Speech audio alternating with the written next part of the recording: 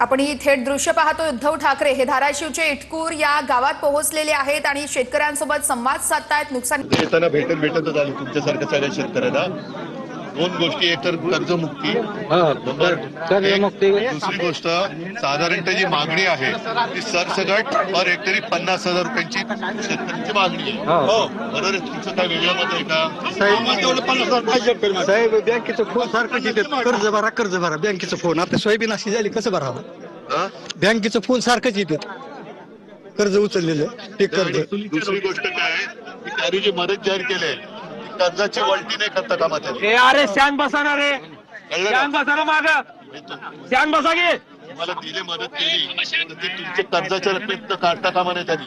कर्जमुक्ती वेगळी केली पाहिजे आणि ही मदत वेगळी केली पाहिजे। फक्त होम द्या ना, सगळे आहात एक काम करा, कारण दोन वाजता इथं पुलावर कैलास दादा बिन आहे, तुमचेच आहेत, आपलेच आहेत।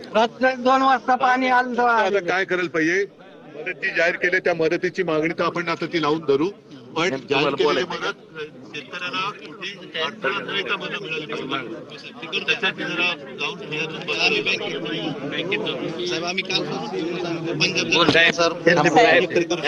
आमचे आजच्या वाहून गेल्या साऱ्या कोट्यात पाणी होतं, त्याला बंद करा ना जरा।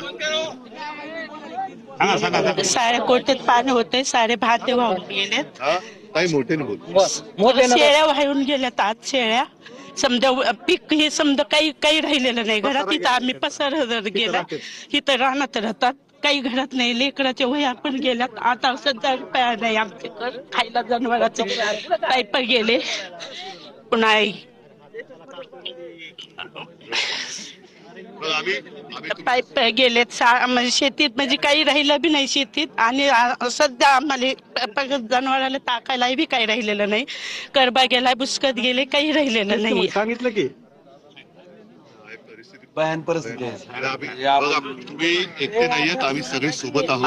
फक्त नाईलाज माझा असं आहे की आज माझ्या हातात तुम्हाला देण्यासारखं काही नाहीये। मी तुम्हाला फक्त एक धीर देतोय, आणि आपणच जे सगळे निवडून दिलेत ते सगळे आमदार खासदार माझ्या सकट सगळे आहेत, तर तुम्हाला भांडायचा अधिकार आहे ना, भांडायला अधिकार आहे ना तुम्हाला। तुमच्यात आणि आमच्यात फरक नाही, तुमच्या ज्या काही मागण्या आहेत त्या लावून धरू आणि त्या मागण्या मान्य करून घेऊ। फक्त एकच आहे, कोणी खचून जाऊ नका, धीर सोडू नका। हा ताई, आपण सगळ्या गोष्टी सुधारून घ्यायचा प्रयत्न करून नक्की करू। काय ताई,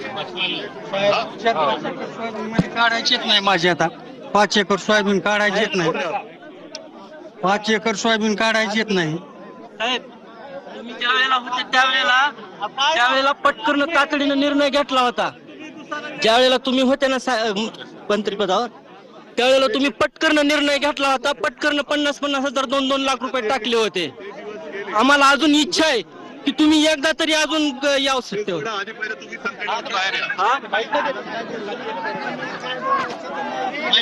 कारण कोणीच लक्ष दिलं गेलं आहे ना साहेब, कोणीच लक्ष द्यायला गेलं।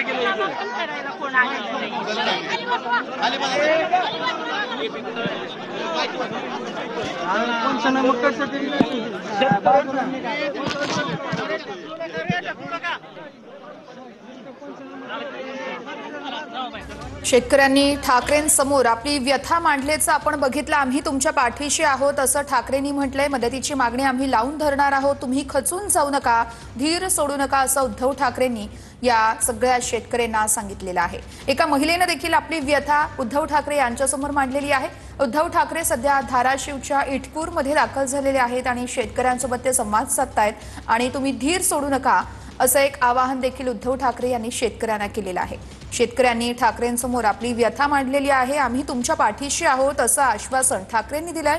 मदतीची मागणी आम्ही लावून धरणार आहोत असंही ठाकरेंनी सांगितलं।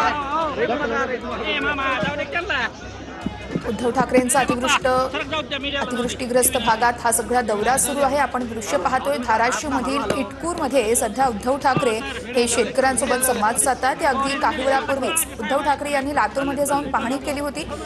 पुढे उद्धव ठाकरेंचा बीड, छत्रपती संभाजीनगर आणि जालना असा हा दौरा असणार आहे। सरकारकडून कर्जमाफी करून घेऊ असं उद्धव ठाकरे यांनी शेतकऱ्यांसोबत बोलताना सांगितलेलं आहे।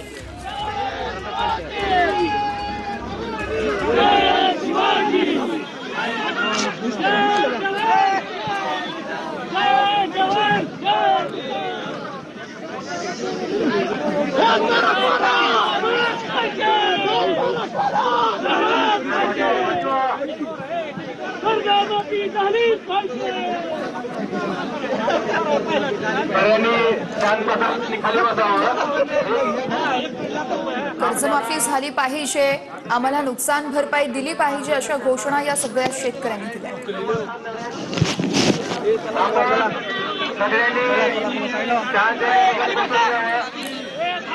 खाली बसा खाली बसा खाली बसा खाली बसा खाली बसा